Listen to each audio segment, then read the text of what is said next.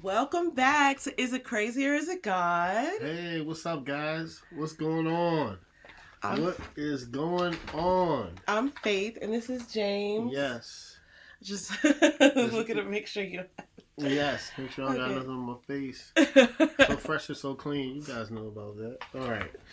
So, welcome to It's Crazy as a God, where we talk about the Bible and how we all should be reading it because this is valuable lessons and instructions that we can all learn from life, and it's in the Bible.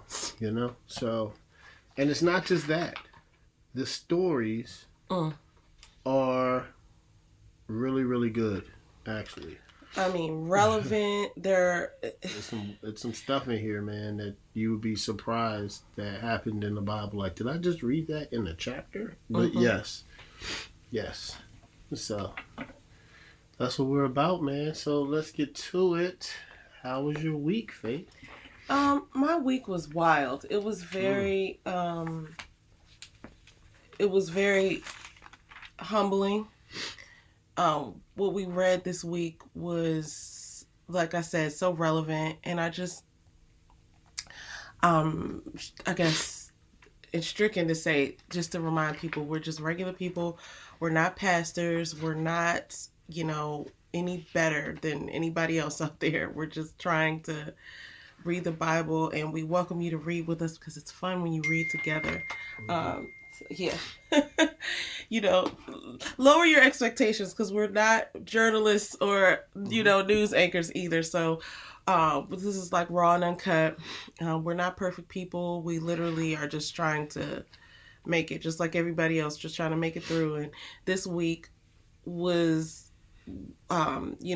trying for me, but I got through it and God was with me. And, you just never know what other people are going through, and you never know, what God is preparing you for or working through you to do. So, yeah, I mean, long and short of it is my week was tough. It was jam packed with lots of obligations and responsibilities and, tough news and, resilience. Thank God. So that's how my week was, learning about myself every day, learning about, you know, the things that I need to work on. And, we just want to be really transparent and just letting people know that we're not like preachers and we're not trying to tell people that, what they should do. We just want to highlight the magnificence, and it's literally so impactful to read what we're reading and see how it really connects to what we're going through. So that's how my week was. Kind of weird, right? Was that a good explanation? I don't know. Anyway, how was your week? It was jam packed and not up and down, but I just learned some things this week where it was, when I don't know, maybe I could speak for. I don't know if I'm speaking for everybody, but when you like are consistently doing something. So I pushed my show back because everybody has life. That happens. My other podcast, Fourth Quarter, and I found myself kind of like idle a little bit, but I'm so used to working with that, and I was just like, oh, it's you should be doing something right now, and I learned that time is valuable. So this week it is jammed packed. We have a long week, and it's okay, right? I got to help out some friends. We both got both our lives this week, so it's gonna be and we want to do some cleaning, some yard work. It's gonna be I'm doing the yard work, guys. Don't worry about that. But it's gonna be jammed packed. So last week was a good time for me to appreciate that idle time because it ain't happening this week. But it's good though because I need to be busy. I need to be busy, and I should be busy. But there was some good things this week. You know, some figured out a new name for my other podcast. That's coming soon. So shout out to that, and we're working through that, and you know, I'm just blessed, guys. Yeah. Just learning not to complain, but we're gonna get into that. Right. So this week we read Numbers 5 through 13. Okay. So 5 and 6, there were rules for cleansing and the Nazirite vow. So the Nazirite vow, let me make sure. That was when they were talking about if a woman has been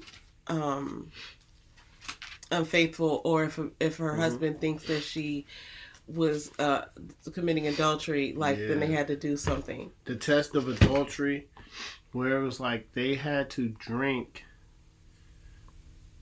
Right, it was water, but they had put dust in it. So basically, you're kind of not drinking mud. I don't think the consistency was that thick, but just basically, what I gathered was it was dirt water, right? So what they would do is, and I'm paraphrasing here, which is why we always just encourage you to read for yourself. I'm paraphrasing, and I'm telling you what I thought it said, which is, you know, if a woman was thought to be having an affair, basically, from her husband, with someone other than her husband, then they would bring her to the priest, and then the priest would take some dust from the tabernacle, put it in the water, and she would have to drink it. And if she didn't get sick, then that proved that she wasn't, that she didn't commit adultery. And this was in the absence of witnesses. So this is like an accusation, like nobody kind of saw it, but the husband thinks that it would have happened.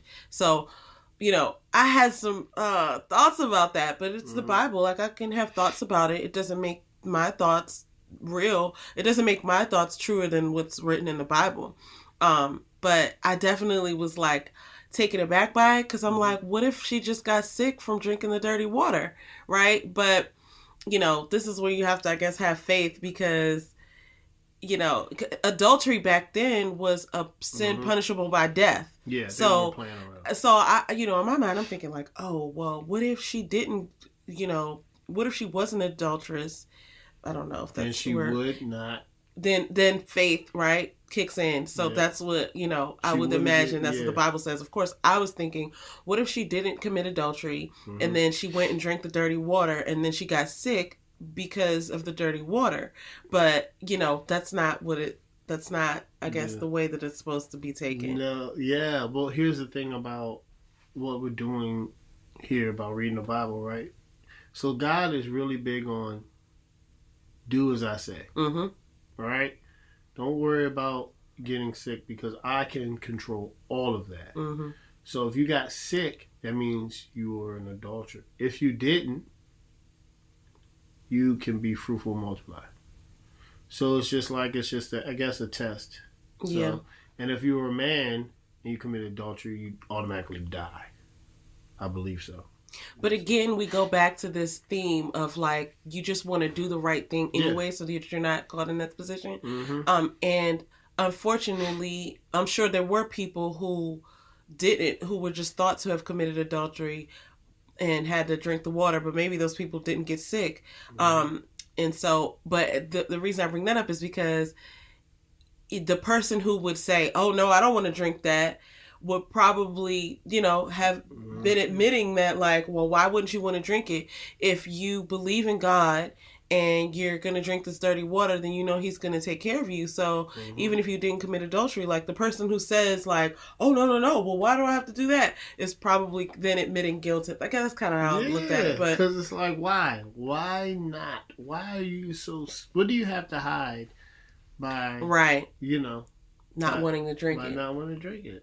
Yeah. Especially back then when the presence of God is real. Like, absolutely. You know, yeah. like, the cloud, everything. I'm not saying the presence of God is real nowadays. But we're talking about there's a cloud and a tabernacle Mm-hmm. that you see God. Mm-hmm.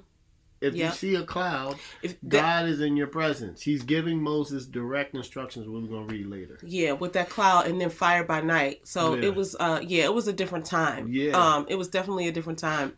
So, and then, So if you committed a sin, it's real. yeah, and I mean, even though, like, listen, Mm-hmm. I've committed sin before in my life and I prayed about it. So I would imagine you would still have, a chance to I think you speak do to the God. offerings. I think that's when they do That's the sin offerings. offering. Yeah. Yeah. So yeah, I guess that would be in the case where, listen, But it's it some already things you happened. can't. Yeah, some things you can't do. I think like adultery, or if you worship an idol.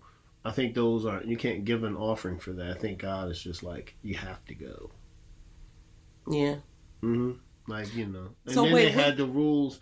Then they had the rules on top of the rules, where it's like you can't kill your neighbor's yeah. animal, and Mm-hmm. if you I kill don't it, think were those the commandments. I know they no, were. They no, were right they around the time that rules. they were saying the Yeah, they commandments weren't were. commandments. They were rules on top of rules. It's a lot of rules that So they had rules to to live live by. by. Yeah. Mm-hmm. So some rules would say you're gonna die, and some rules would say you're not gonna die. You have to be, Some are unclean. Some you have to give an offering. Some you have to give an animal. or you would be removed from your people, or you would die. Right? Like Yeah, those are some things. yeah. So that's what we were getting into, and the Nazarite vow. That's just basically it's when a Nazarite, he dedicates himself to the Lord. So that's what they were. So Nazarites are kind of like, they made the vow to the Lord. So that's what it is. Like, for instance, they're saying that John the Baptist were Nazarites. Samson and Samuel, their people were dedicated to the Lord. So that's what a Nazarite. That's what this vow is.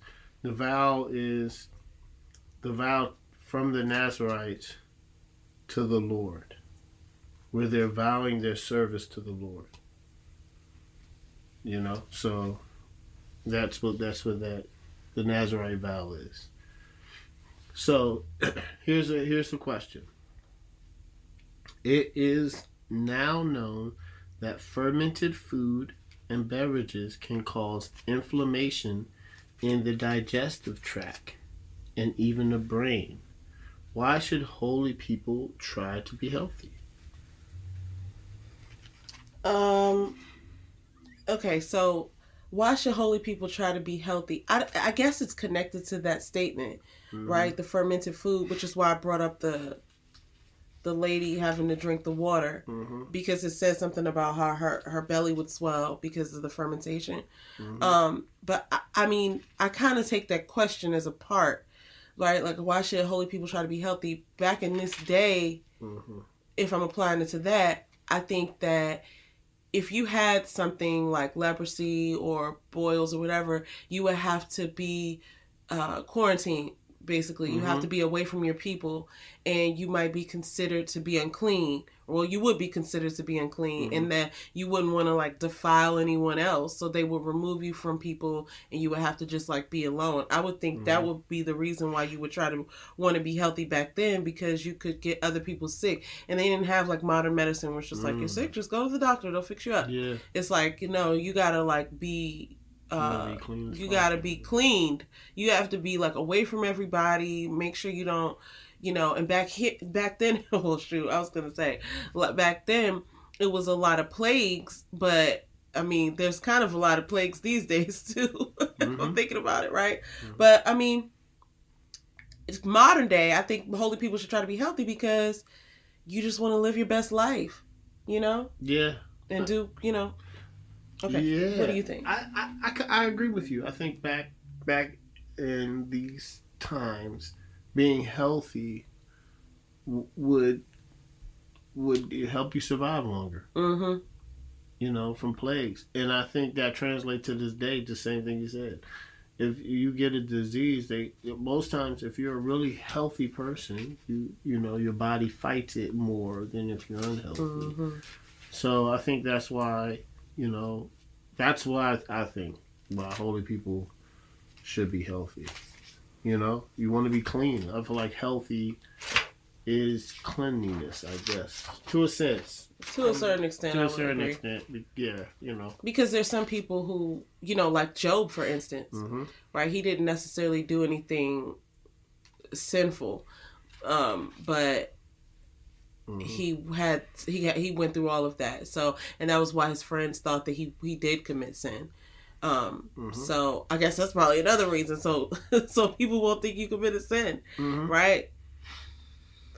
So okay, number 7, the tabernacle dedication offering. Yes. So this is when the 12 tribes of Israel. So remember who Israel is, guys. Israel is Isaac, who's Abraham's son. But he became Israel when he wrestled with God. And because of what God promised Abraham, right? Well, Abraham had 2 sons, but Isaac was the son that had the blessing from the Lord. Right? No. Yeah. No, Isaac was. No, wait, hold on. Wait, hold on. Abraham had Jacob. Then Jacob, because remember, Jacob and Esau were brothers. Mm-hmm. No, wait. So I thought. Wait, hold on. Wait, guys. Wait. Isaac. Is Isaac Abraham's? No. I thought it was Isaac. Jacob is Israel. Jacob is Israel. Jacob is Israel. Abraham had Isaac. Isaac had Jacob and Esau. And Jacob is Israel. Yeah, I hope we're right about that. Yeah, I believe hey guys, we are, you gotta read along so you can correct read us. along, correct us. Well, we don't remember this but stuff. I believe, but yeah. So anyway, but Israel had 12 sons, and that's where Joseph, Benjamin, Judah, and these are the 12 tribes of Israel. So it breaks down of each tribe giving to the Lord. So it's very specific instructions. They had to. I'm just gonna read an example. So on the first day, I'll go on the second day. On the second day, Nathaniel, this is Numbers 7:18. On the second day, Nathaniel, the son of Zuar, the chief of Issachar, made an offering. He offered for his offering 1 silver plate, whose weight was 130 shekels, 1 silver basin of 70 shekels, according to the shekel of the sanctuary. The sanctuary has, you have to have different sets of shekels specifically to the sanctuary because the sanctuary is in the tabernacle and this is for the Lord, right? It's the most holiest place. Then both of them is full of fine flour with oil for the grain offering. Then it's a golden dish of 10 shekels full of incense, right? Flour. Then it's 1 bull from the herd, 1 ram, 1 male lamb a year old for the burnt offering, 1 male goat for the sin offering, and a sacrifice for the peace offerings: 2 oxen, 5 rams, 5 male goats, 5 male lambs a year old. So each day, each one of the 12 tribes would give that specific thing. Mm-hmm. And this is the dedication offering for the tabernacle. So that's what 7 was about. Just want to explain it to you because it's very specific. And it seems like it has all the offerings in there. And, you know, it seems like, because I believe the peace offering is like the big feast. So I think it was it's basically a dedication to the Lord. So here's the question. It seems weird to say that, right? Yeah. It seems like racist or something. The Israelites were extraordinarily record keepers. Were extraordinary record keepers, right? They were. Why is this fact important? I would say for so many reasons. Yeah. We are reading this and it's exact, right? If they were keeping these records kind of like disorganized or in a disorganized way, it wouldn't make sense. So a lot of times when we go through and read this, and I've said this before, it can look a little bit repetitive because we went through and read each tribe what they gave, and it was the same exact thing that they offered, but it was just saying it, for each tribe. I think it's important that they were record keepers, so good at keeping records, because if we couldn't, here's the thing that's just now hitting me. If these records were out of order, and let's say something was off and one tribe gave 60 shekels instead of 70, then we would be like, oh, I wonder what that is. Was that a mistake? And once you see a mistake, then you're wondering how true the whole thing is, right? So I think having that level of accuracy and detail in the record keeping really just lets you understand that this has to be real, because who else would... You know what I mean? Like, why does it say this so many times? It has to be an accurate record. Yeah. And it's developing a standard of consistency. Yeah. So I think it's important not only just to have record of the facts, right? It's important to have extraordinary record keepers so that you can keep up with the facts, but it's also for consistency, so that now that we're reading it thousands of years later, we can trust that this is real. I think that's, but what do you think? Why do you think it's important? Well, I agree with you exactly. But I also think that they were extraordinary record keepers because of the fear of the Lord, right? If he's given specific instructions and people are dying, you're going to want to make sure that you keep it because you don't want to die. So that has been passed down, I believe, right? And two, I think this is a part of their heritage to keep these specific records. That's why I think it's their history. Yeah. Right? Plus ours, because we're talking about the beginning. Yeah. Right? So with history, listen, with history, something's gonna always fall off.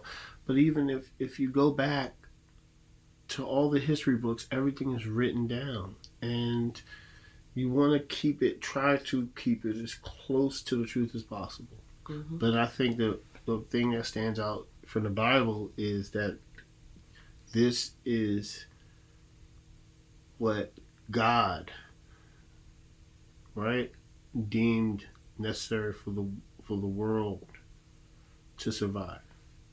That makes sense. Yeah, it does. So but I think that's why they were extraordinary record keepers, because they're like, we could die. Yeah, that's a good point. So we gotta get this right. We gotta get it right. I mean, especially like Aaron's sons, they just were playing. I don't know what they were playing around. They just lit a fire that God told them not to, and they died on the spot. That gets seared in your brain. So, Numbers 8 through 10, setting apart the Levites, celebrating Passover, the cloud above the tabernacle, silver trumpets, and leaving Sinai. So, we had to think, who were the Levites? We did our research with this. The Levites, guys, Faith looked it up. The Levites... Good old Bible dictionary. Yes, they were remember when Moses went up to Mount Sinai, he was talking to God, and he had the 10 Commandments, and he told Aaron, like, I'll be back. They created a bull, and they were worshiping a false idol. God tells Moses says, please forgive them. Moses comes down, breaks the 10 Commandments because he's so angry that people are worshiping the false idol. Remember that. And he said, people that worship the false idol go over there. People that worship, God come over here. And the priest, the tribe of Levi came over to Moses' side, thus Levites. So that's what the Levites are. And then God actually said to Moses and Aaron, I want the Levites to actually take care of the sanctuary. So I'm gonna like bless them and give them. I'm gonna I'm gonna give them a blessing to take care of like the tabernacle, to break it down, because only people from Israel could do it because they were chosen people. Right, they could only they could touch the things in the Yeah, tabernacle, but the Levites or yeah, the Levites, I'm not sure exactly how to yeah. pronounce it. They played a major role because they were with Moses, and so they were Mm-hmm. given their roles too within, like when they were picking up and leaving the camp, they were the people who would carry the things. Yeah. And they were led by this cloud, so they knew God was Mm-hmm. around because there was a specific cloud that would come and hang over the tabernacle. So Mm-hmm. when the cloud moved, they moved. Mm-hmm. If the cloud stayed, they stayed for days. I think they said sometimes A several year. days. Yeah, I don't know if they said years, but basically they were just moving with the cloud because they knew that was God's presence. And the daytime it was a cloud. At night it said something about it being like fire, right? So they knew God was over, the God's presence was over the tabernacle. And that's important because of this Mm-hmm. question that James is about to ask. Yeah, because you're right. It says the appearance of fire. Oh, but so they yes, and then they're talking about the trumpets and leaving Sinai, which Mount Sinai is where, this land is holy. Mm-hmm. So this is when the Ten Commandments is created. So it seems like they're finally um, leaving Sinai, which is pretty big. Mm-hmm. If God brought a cloud over a certain part of your neighborhood each day, how would it improve your faith? I mean, this is funny because I, we kind I of talked about something like this, but yeah. it would kind of be scary slash comforting. Mm-hmm. I already know that God's presence is Mm-hmm. around, Mm-hmm. but it would just be a reminder. And I guess it would improve my faith because it would be something that I could see consistently all the time and just be reminded of the fear that I have for God. Mm-hmm. And so sometimes, in our modern day world, it's easier to forget or to say, oh well, I'm just going to do what the world is doing because Mm-hmm. that's what we see, that's what we're Mm-hmm. experiencing, and that's why we have to kind of get, me and you talk about this all the time. It's like you have to get in God's presence. You have to like actually take steps to seek Him because otherwise, if you're just distracted, the world is a distraction. Like Mm-hmm. anything, like work is a distraction, like drama is a distraction. Mm-hmm. So anything that you're experiencing, that's not of God is a distraction from God. So the cloud, if God brought a cloud over a certain part of my neighborhood every day, it would improve my faith because I'll be like, yo, it's right there, right? Like I'm not thinking about anything else. I'm not thinking about my phone. I'm not thinking about work. I'm not thinking about what's on TV. I'm like, yo, you see this cloud? Mm-hmm. I'm about to pray. So, Yeah. I mean, I like to think I pray a lot, but that would just be a constant reminder, Mm-hmm. right? Even if it wasn't there every single day, um, just knowing that, like, oh, I saw it, and I know y'all saw Yeah, it. yeah. So we did talk about this. Like, can you like imagining a cloud that that God is there? Which humans have this crazy thing that we have to see it for it to be real. Mm-hmm. So Where's the proof? yeah, where's the proof? Well, if God had a cloud, it would I'm just being honest, man. I think a lot of people would be scared, and that's what they would fear the Lord. I don't think people would be running around here acting crazy. They would be like, "Oh, the clouds here. Right. There's God." Like it would it would improve my faith because and I'm gonna continue to hark on this, and I don't know, um, you know, I just I don't want, I don't know how other people are gonna take it, but I don't care. I'm just realizing the more fearful you are of the Lord, and the more you read His Word and follow Him, the more your faith increases, the more wisdom you get. You got to tap into the Bible, and I'm getting more and more fearful. I am too.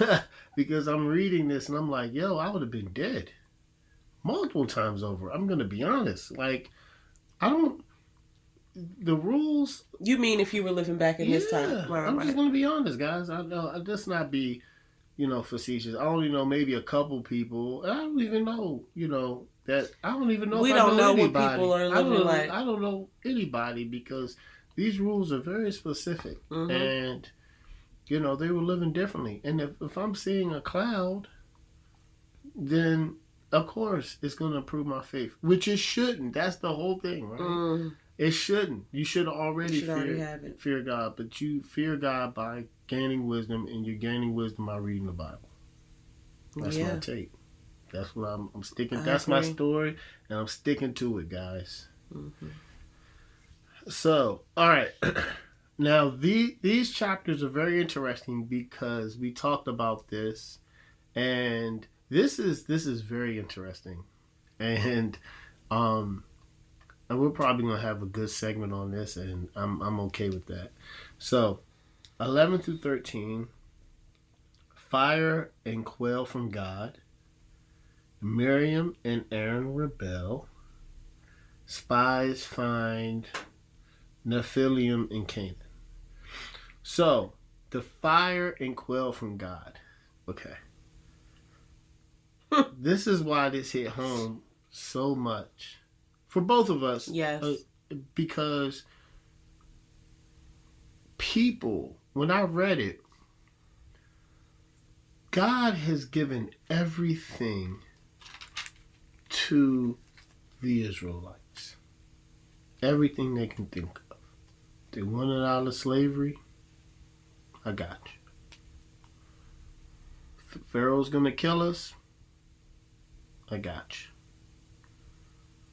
God, we need food. You can have bread every morning. We need rules to live by. I got you. I even have a place to worship me. You got a place to worship me. You complain because you don't have meat. I've given you everything that you asked for times 10. And this is the thing that we were talking about. Like, and I do it. And this hit home. And it hit home because we complain so much and forget how much the Lord has given us.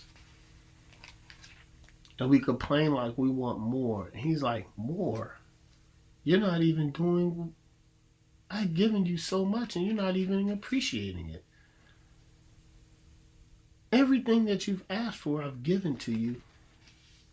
And you still don't appreciate it. And you complain to me like I haven't given it to you.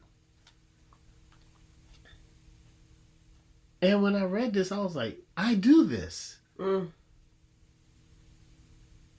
I don't know, and I think that's what we all should be getting out of the Bible.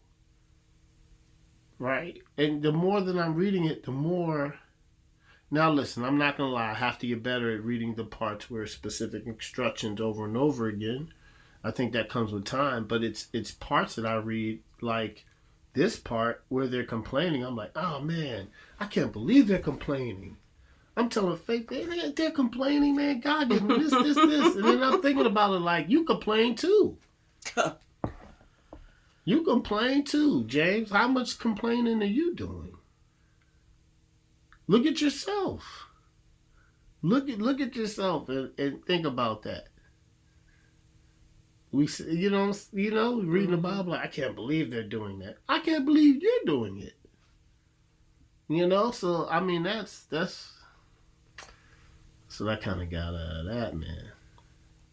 That's the trick bag. And what's funny is you already answered the question, try to count the miracles that people have seen to this point to reflect on this anger. Yeah. I'm just going to veer off of that because I'm going to go by what you were saying about what we learned out reading Numbers. I think it was Numbers like 11. It was 11. Yeah. And they were like, give us meat so that we may eat. And God got angry because it's like, I've given you everything you've asked for. I've brought you out of Egypt, and you're still sitting here like whatever they did have to eat, it was like it wasn't good enough for them or something. And that's one of the trick bags. I feel like when you're reading the Bible, the whole gag is they're talking about you, right? Like, I think one of the things that a lot of us humans, if not all of us, have in common is the judgment. The judgment of ourselves, the judgment of each other, right? It's like so easy to see something wrong with somebody else and not take it on yourself. But the real gag of the Bible reading is the fact that you're taking a look into your own life. So as we read this, and I'm like, man, they complaining they just got out of Egypt. And I'm like, I'm doing the exact same thing. So it definitely hit me in a way. And then it had me think about all of the things that he did for them and the things that he's currently doing as we're reading. And it just made me make this connection. Like, whatever you get out of reading is what you get out of it. I actually feel like, you know, everybody's going to take something away different from reading different things. Just like you watch a movie and you might see something that somebody else didn't see, or you might like a song and another person might hate that song. It's like you get out of it whatever it is that you get out of it. I think it's the same way with the Bible. But in this case, it's interesting to me because I think we all complain about something. I don't think I've met one person who just doesn't complain about anything. I mean, maybe I have, but I think we all have complaints. We all have judgments. Even if we don't make the complaints, we have them. And it's so, you know, something that we all have in common because we are standing here breathing, we're eating, we're, you know, all of these things that we don't even take into account. There's people in pain. Even if you're in pain, you're alive. Even, you know what I mean? Even if you lost somebody, you still have life, or you still have something that God wants you to do. So it really hit home, this part, because it really made me take a good look at myself. And the one thing that I wanted to point out about this was the cloud and the idea that they should, you know, they're focused on this cloud, and that's how they're making moves, right? If God were to even give them the whole sort of like GPS journey out at once, right? Like, we're going here, would they even be so obedient? Because he's having to piecemeal things to us. And this is where I take complete ownership and like understanding, like, he's having to tell us what to do every day, almost like every hour, every minute. Like, we're needing to seek him. And that's on purpose because, you know, when he's not guiding you, what is guiding you? What's better to be guiding you? You know what I mean? And I'm thinking to myself, like, if they were complaining because they didn't have something to eat, it's like you're missing the whole point here. I'm guiding you. I've taken you out of Egypt. You saw what I did to the Egyptians for you, right? Now you've experienced all of these miracles, and I'm bringing you every day. Every day. You've never run out of food. You've never run out of water. All the things I asked you to do so specifically, I gave you the tools. I gave you the technique. I told you exactly what I wanted you to do. I'm guiding you every single day. I'm telling you when to stop, when to start, how to do it. And you are just sitting there talking about you don't have this and you don't have that. Crazy. And he ended up giving it to him anyway. Okay, you want meat? Here. Yeah. And he sent it to them. And what happened was they got sick. There was a plague. And it made me just think to myself about how many times I sit there and complain about every part of my life, things I do to myself. Like, you know what I mean? Like, you know, oh, I want to lose weight. Well, you know, you're the person who does the thing that makes you need to lose weight. Like, oh, I want to be more organized. Well, you're the person who has the time to organize, but you do something else instead. Or, you know, anything. It could be about work. It could be about some obligation that I have that I signed up for. It could be about anything, even just the way I feel, just sitting there complaining. Like, people complain that they're bored. What? You know what I mean? Like, we complain about a whole bunch of different stuff, but it just kind of stopped me in my tracks right there, because I was like, yo, this is me. Yep. I am the Israelites. Yeah. Yeah.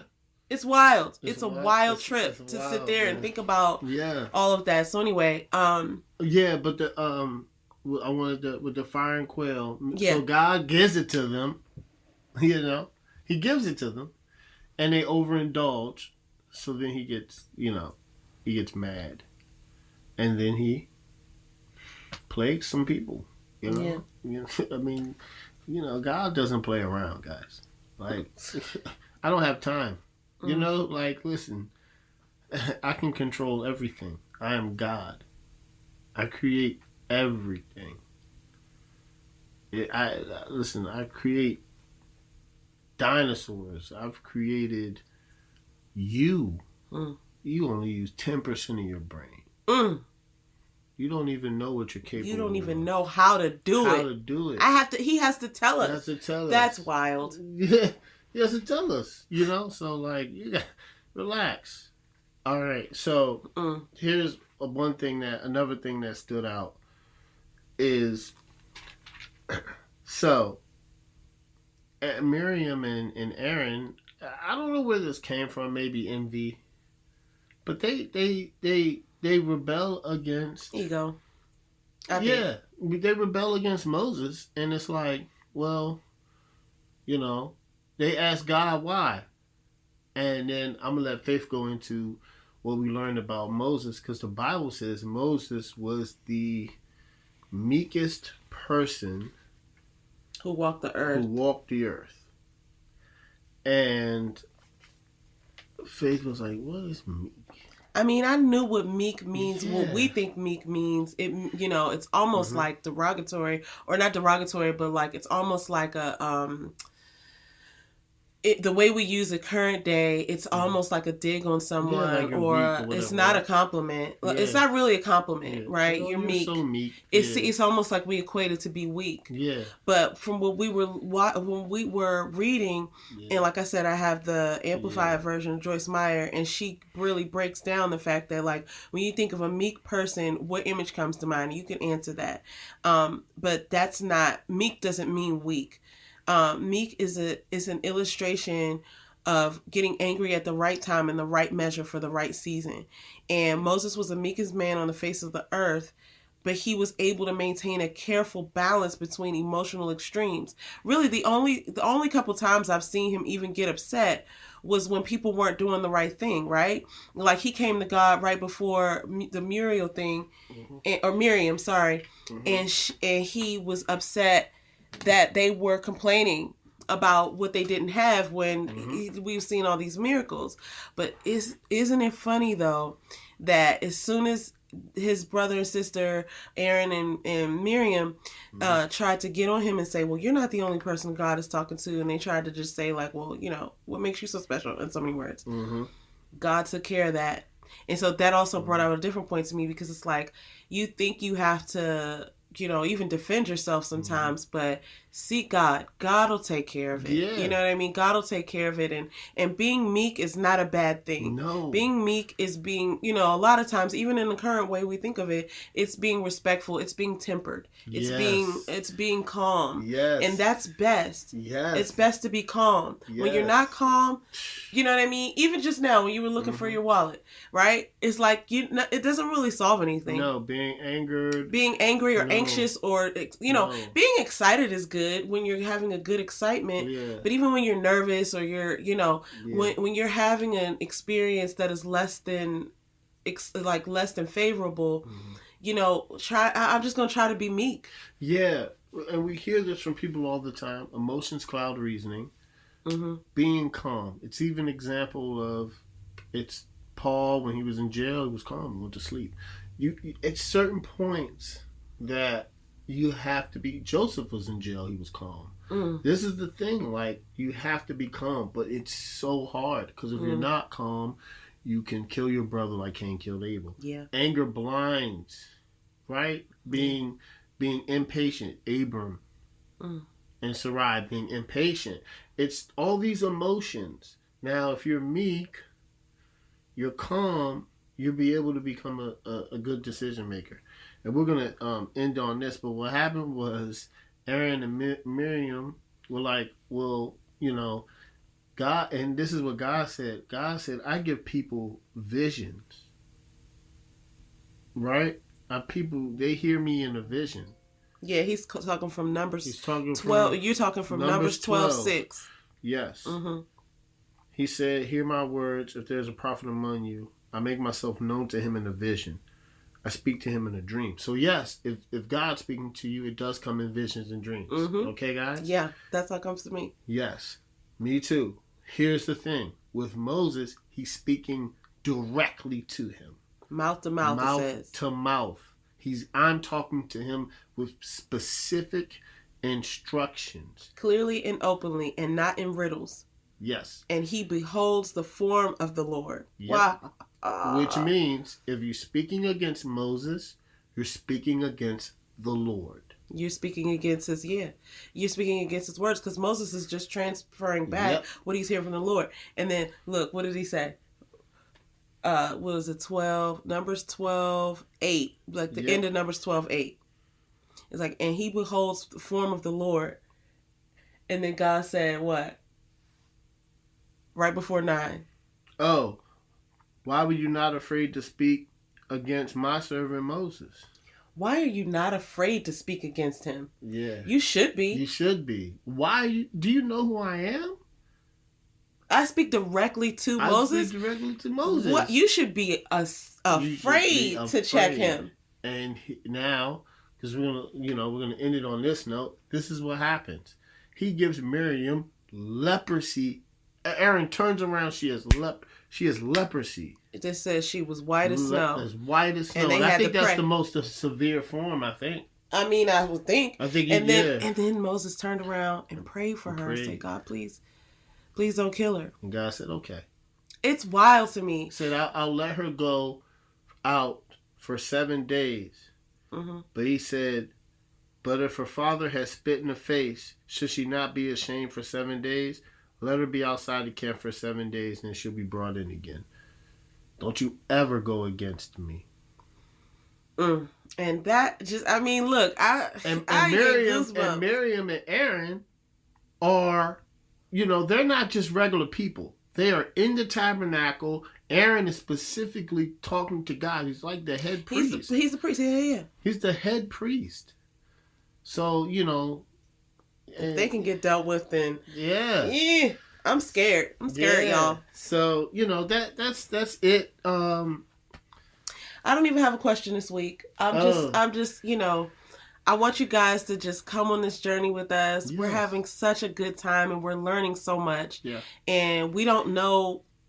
I want to say we don't know it all. We don't know any of it all. We're learning what we, are interpreting, but we just would love you guys to just come on the journey, like, comment, subscribe, share, ask us your questions, what we think. We want to know what you guys think. And this is fun. And listen, it's scary. It's fun. It's really informational. You would be shocked at how many of these stories and rules and laws apply to you, right? Like, I can only speak for myself, but I have to imagine it's like this for everybody. Yeah. Like, you would be shocked at how valuable it would be for you to have this information. So, and it's fun to read along together with somebody. I can tell you that. It is just the different interpretations, and sometimes I won't get something and she'll get something, and then we'll look it up, and it's good, and we're learning about each other. So yeah, for sure. I'm gonna say this. I'll always say this when we leave, right? So don't take our word for it. Go to the source. Read your Bible. All right, guys. We'll see y'all. See you next time. Peace. Peace.